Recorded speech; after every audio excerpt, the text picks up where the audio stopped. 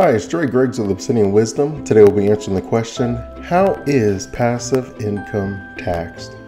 So I get this question often. When it comes to the answer straightforward, it always depends. And I know that's not what people like to hear a lot, but it really does depend a lot on your situation, how you generate the income, whether it really is passive income.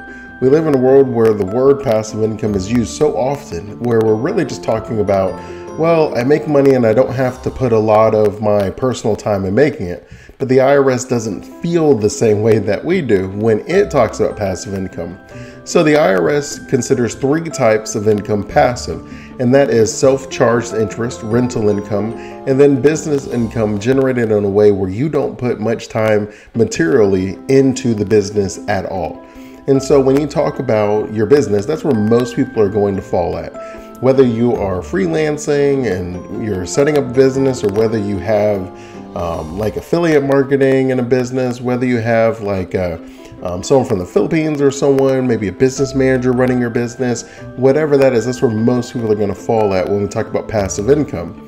So the IRS, for that to be considered not active income, that most commonly is going to be like your silent investor, someone who puts a lot of money into a business to get it floating. You know, think of like a Shark Tank or something like that, where no one thinks that Mark Cuban is going to run the business that he just generated in.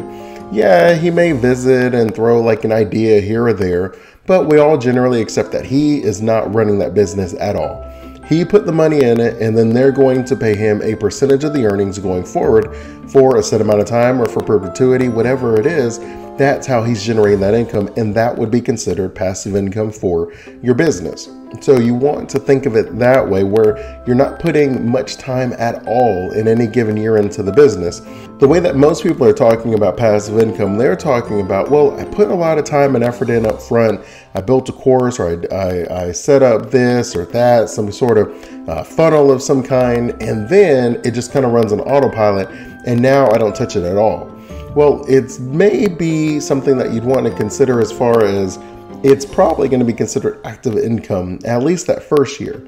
Now, if you genuinely don't touch this business at all, and it is just run on the side, and it's like you have like a business manager, like a business manager, then okay, you're probably going to be okay, but you would still want to check that out, because that's what I mean when I say it depends, and you want to make sure that you're above board.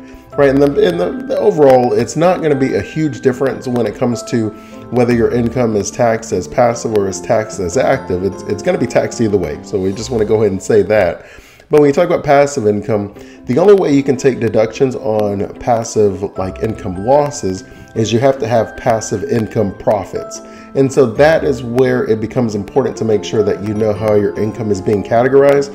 Because if you don't have passive income profits, then whatever losses that you're talking about, if your losses were from active income, then they can't go, it has to be like apples to apples. So you can't like intermingle them. And so that is where a lot of people are just like, whoa, am I okay? But just know, a lot of people are just asking, is it taxed? Yes, it is. Because if you're generating that income, then Uncle Sam wants to know what's going on. And if Uncle Sam wants to know what's going on, Uncle Sam is going to tax it. Now, I often get the question, well, what about like my investments? I don't actively choose it. I invest in some stocks here, some index funds there. How is that considered? Well, more likely than not, that would be considered like capital gains, and that would be like portfolio income. So that wouldn't be passive income. Even though you and I may think of it that way, it wouldn't be considered passive income. It would be considered portfolio income. So that would be taxed in a different way. It wouldn't be considered passive income. Just to answer that question. When it comes to rental properties, more times than not, we're talking about you put the money in, and then you may have like someone managing the rental properties for you, or you may have like, there's lots of options when it comes to that, whether you just have like someone that you actually know where you put the money up and then they run the property, or whether you're talking about there's actually a separate company that does all of the maintenance, all of the rental collecting, and all of that. Well, then, yeah, that's also going to be considered passive income. Rental income is something that is going to be able to be categorized as passive income. Now, if you're like a real estate agent, well, no. More likely than not, Uncle Sam would consider that active income, because, hey, you're a real estate agent. That means you're going out, you're shaking hands, you're rubbing elbows, you're showing houses, and you're setting things up. So even though you may feel that that income is passive, It's not, because you are a real estate agent. And so more likely than not, that would be considered an active income in that particular situation.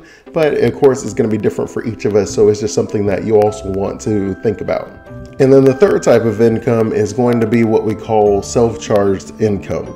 So we started talking about that just a little bit when we were talking about like Shark Tanks and those investors, but self-charged income is where you take your money and you loan it to a business. So this would be like a partnership, like an escort, something like that, where they take your money, they operate their business with it, and then they pay you back some sort of like interest income, like a stipend. So instead of it being like you buying like maybe equity in a business and you're kind of like a silent partner, this is like you gave a loan to a business. So they took on debt and then you are being paid back your debt with interest. So the interest that you're paid back, that would be considered passive income. You didn't do anything actively. You didn't run that business. You just gave them the money, they ran it, and you charged like some sort of an interest payment, whether that's, 5, 10, 15, 20, whatever the percentage is, that would be self-charged interest. So you gave out a loan, people pay you back, you're good to go. So when you're talking about is passive income taxed? Well, yes, passive income is taxed. There is not going to be really an opportunity for you to generate the income without it being taxed.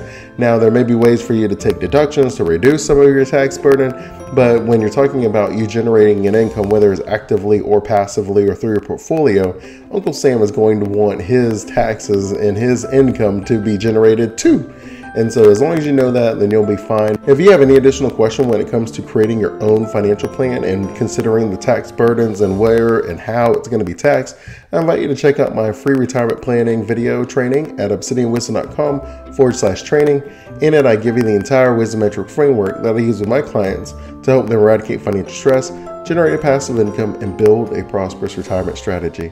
Until next time, Wisdomites, remember, wisdom is asking the right questions to allow yourself to get the right answers. Keep asking those questions and you will keep getting those answers. Continue blessings.